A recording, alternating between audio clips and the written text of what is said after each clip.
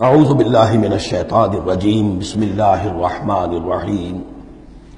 وما خلقنا السماء والارض وما بینہما باطلا، اور ہم نے جو کچھ کے آسمانوں میں ہے اور زمین میں ہے اور جو کچھ ان کے مابین ہے اسے بیکار پیدا نہیں کیا۔ اب یہ وہی لفظ آ گیا ہے دوبارہ جو سورہ آل عمران میں تھا، ربنا ما خلقت ھذا باطلا سبحانک فقنا عذاب النار۔ اس کے علاوہ سورہ مومنون میں آ چکا ہے، افحسبتم انما خلقناکم عبثا وانکم الینا لا ترجعون۔ تو یہ عبث اور بیکار کام کرنا اللہ کی شان سے بہت ہی سمجھیے کہ بعید ہے۔ ذالک ظن الذین کفروا، یہ گمان تو ان لوگوں کا ہے جنہوں نے کفر کیا ہے۔ فویل للذین کفروا من النار، تو ہلاکت اور بربادی اور تباہی ہے ان کافروں کے لیے آگ کی۔ ام نجعل الذین آمنوا وعملوا الصالحات کالمفسدین فی الارض، ذرا یہ سوچیں کیا ہم ان لوگوں کو جو ایمان لائے اور جنہوں نے نیک عمل کیے بنا دیں گے ویسا جیسا کہ وہ لوگ ہیں کہ جنہوں نے زمین میں فساد مچایا؟ یعنی یہ سوچو کہ دنیا میں کچھ لوگ ہیں نیکوکار ہیں، بھلائی کے کام کر رہے ہیں، کچھ ہیں بدماش ہیں، شریر ہیں، بد امنی پیدا کرتے ہیں، لوٹ مار کرتے ہیں، لوگوں پر ظلم کرتے ہیں۔ تو اگر آخرت نہ ہو تو پھر تو بڑا ظلم ہو گیا۔ یہ نیکوکار تو گھاٹے میں رہ گئے، بدماش عیش میں رہے، جن کے لیے کوئی اسکروپلز نہیں ہے، کوئی اصول نہیں ہے، ان کے لیے نہ دیانت ہے نہ امانت ہے، کچھ نہیں ہے۔ جہاں داؤ لگ جائے، جہاں ہاتھ پڑ جائے وہ حاصل کرنے کے لیے تیار ہے، اپنی تمام خواہشات کی جو ہے وہ تکمیل کرنے کے لیے ہر دم جو ہے وہ تیار ہے، دیکھتے نہیں جائز ہے کہ ناجائز ہے، تو وہ تو پھر نفع میں رہے۔ اگر کوئی آخرت نہیں ہے تو پھر نفع میں وہ رہے، گھاٹے میں یہ رہے۔ جو بیچارے بچ بچ کر چلتے ہیں، کسی کا دل نہ میں دکھا دوں، کسی کا حق نہ مار لوں، کسی پر زیادتی نہ کر بیٹھوں، میں حلال کھاؤں، جائز کھاؤں، محنت سے اور سچ بولوں، جھوٹ نہ بولوں، وہ تو پھر گھاٹے میں رہیں گے۔ آخرت ہونا لازمی ہے۔ اس کا تو مطلب یہ کہ پھر دنیا بیکار پیدا ہوئی۔ اگر آخرت نہیں ہے تو پھر انسانی زندگی کا، خصوصاً انسان میں جو اخلاقی حص ہم نے پیدا کی ہے، یہی تو ہے جو حیوان میں اور انسان کے درمیان بہت بڑا فرق ہے۔ ان کی جبلت ہے صرف، باقی کوئی اخلاقی حص ان کے اندر نہیں، لیکن انسان کے اندر تو اخلاقی حص ہے، جبلت بھی ہے اور اخلاقی حص بھی ہے۔ تو اس اخلاقی حص کا نتیجہ کیا نکلا؟ الٹا نکل رہا ہے۔ تو نتیجہ درست ہونا چاہیے۔ ام نجعل الذین آمنوا وعملوا الصالحات کالمفسدین فی الارض ام نجعل المتقین کالفجار، کیا ہم اپنے متقی بندوں کو برابر کر دیں گے ان فاجروں اور فاسقوں کی؟ کتاب انزلناہ الیک مبارک، یہ کتاب ہے قرآن جو اے نبی ہم نے آپ پر نازل کی ہے، مبارک، بہت بابرکت ہے۔ یہ برکت کے لفظ کو یہاں سمجھ لیجئے۔ برکہ عربی زبان میں کہتے ہیں کسی شے میں سے اس کے خیر کو نکالنے والی شے، وہ برکت ہے۔ کوئی شے پوٹینشلی آپ میں ہے لیکن یہ کہ وہ ڈورمنٹ پڑی ہوئی ہے، سوئی ہوئی ہے، اور اس کو آپ ایکسپلائٹ نہیں کر رہے، استعمال نہیں کر رہے، آپ کو اس کا شعور بھی نہیں ہے، احساس بھی نہیں ہے۔ کوئی شے جو آپ کو اس کا احساس دلا دے، پھر آپ اپنی اس صلاحیت کو استعمال کریں، ایکسپلائٹ کریں، اسے بروئے کار لائیں، وہ شے برکت والی ہوئی۔ تو یہ لفظ آتا ہے قرآن مجید میں، یا تو بام مبارکہ، باران رحمت، بارش برستی ہے، زمین میں وہ پوٹینشل رویدگی موجود ہے، ڈورمنٹ ہے، بیج پڑے ہوئے ہیں، پانی آتا ہے، جذب ہوتا ہے، آسموسس شروع ہوتا ہے، پانی داخل ہوتا ہے بیج کے اندر، وہاں کو حرکت شروع ہوتی ہے، اب وہاں سے وہ جو رویدگی نکل رہی ہے اور وہ بیج جو ہے اس سے اب دو پتیاں نکلی ہیں، تو مام مبارکہ۔ اسی طرح یہ کتاب مبارک ہے اس معنی میں کہ انسان کے اندر اللہ نے جو خیر ودیت کیا ہوا ہے، موجود ہے، اس کی روح میں ہے نور تجلی بھی اسی خاک میں پنہاں، غافل تو نرا صاحب ادراک نہیں ہے، وہ ہے تمہارے اندر، لیکن یہ کہ وہ ڈورمنٹ ہے، اس کو نکال کر برآمد کرنا، اس کو سامنے لانا، اس نیکی کو بروئے کار لانا، اس روح کی اور روحانیت جو ہے اس کی نشو و نما، اس کا پروان چڑھنا، یہ اس کتاب کا نتیجہ ہے۔ تو یہ کتاب مبارک ہے۔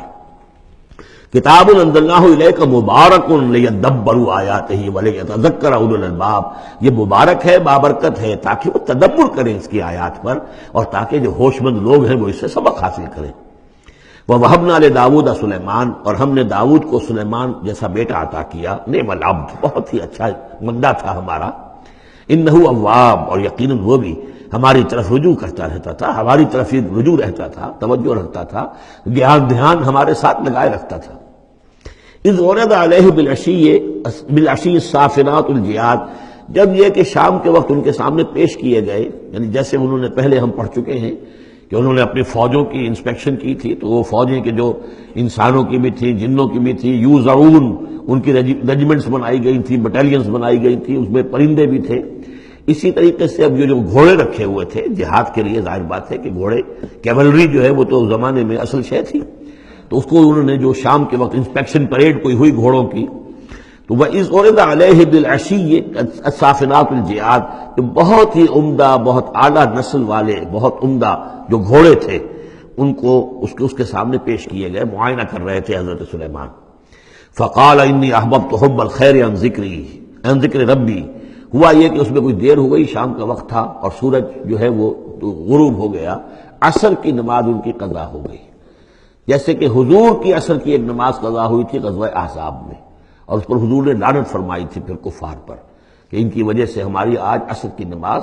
اور خاص طور پر جس کو صلاۃ الوسطیٰ عام طور پر چونکہ گمان ہے، وہ آج ہماری قضا ہو گئی، تو عصر کی نماز ان کی قضا ہو گئی۔ تو انہوں نے کہا کہ مجھے یہ جو حب الخیر، یہ خیر ہے نا، یہ گھوڑے جو ہیں یہ خیر ہے، دولت ہے، ایک آدمی کی بہت اچھی جو ہے پونجی ہے، اس کی محبت نے انی احببت حب الخیر عن ذکر ربی، میں اس کی محبت میں اتنا مصروف ہو گیا، اتنا مشغول ہو گیا کہ اپنے رب کا ذکر جو ہے وہ بھول گیا۔ حتی توارت بالحجاب، حتی توارت الشمس بالحجاب، یہاں گویا کہ سورج کا لفظ محذوف ہے، یہاں تک کہ سورج جو ہے وہ تو چھپ گیا، اوٹ میں آ گیا۔ ردوہا علیہ، تو اس میں انہوں نے کہا کہ ذرا واپس لاؤ ان گھوڑوں کو۔ فطفق مسم بالسوق والاعناق، تو اب وہ لگا تلوار مارنے ان کی گردنوں پر اور ان کے پیروں پر۔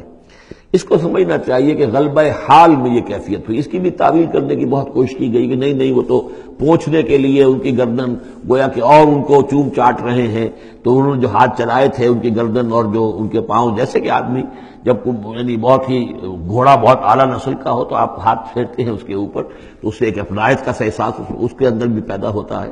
تو یہ جو نہیں، یہ بات نہیں ہے، بات سیدھی وہی ہے کہ جو یعنی خام خواہ اس میں ضرورت نہیں ہے، جیسے کہ غلبہ حال کسی وقت ہو جاتا ہے، خام خواہ تعویل کی کیا ضرورت ہے۔ جیسے حضرت عمر کا معاملہ ہو گیا تھا کہ غزوہ احد میں تلوار پھینک کر بیٹھ گئے کہ اب جب محمد ہی قتل ہو گئے صلی اللہ علیہ وسلم تو اب اور کس کے لیے لڑنا ہے، حالانکہ لڑنا تو اللہ کے لیے تھا، محمد کے لیے اتنی لڑنا تھا، لیکن ایک طرح طبیعت ہوتی ہے ایک وقت میں احساسات اور جذبات کا ایسا غلبہ ہو جاتا ہے۔ وہی غلبہ ان پر ہوا ہے حضور کے انتقال کے وقت، وہ بھی تلوار کھینچ کے بیٹھ گئے تھے کہ جو شخص کہے گا کہ محمد کا انتقال ہو گیا گردن اڑا دوں گا۔ وہ تو پھر حضرت ابو بکر آئے ہیں، انہوں نے پھر آ کے خطبہ دیا ہے، اور خطبے میں وہ آیت بھی پڑھی ہے وما محمد الا رسول قد خلت من قبلہ الرسل افإن مات أو قتل انقلبتم على أعقابكم، اور ساتھ ہی پھر انہوں نے یہ خطبہ دیا کہ من كان يعبد محمدا فإن محمدا قد مات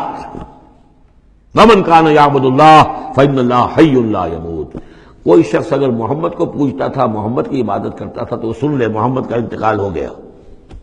اور جو کوئی اللہ کو پوجتا تھا اور اللہ کی بندگی کرتا تھا اس کو جان لینا چاہیے اللہ پر کبھی موت واقع نہیں ہوگی، وہ زندہ رہنے والا ہے۔ تو یہ غلبہ حال کی ایک کیفیت ہے کہ اسی کیفیت میں کہ میری یہ نماز جو ہے یہ چھوٹ گئی ہے۔ بہرحال یہ دونوں میں نے آپ کے سامنے رکھ دیے ہیں۔ صدق اللہ العظیم۔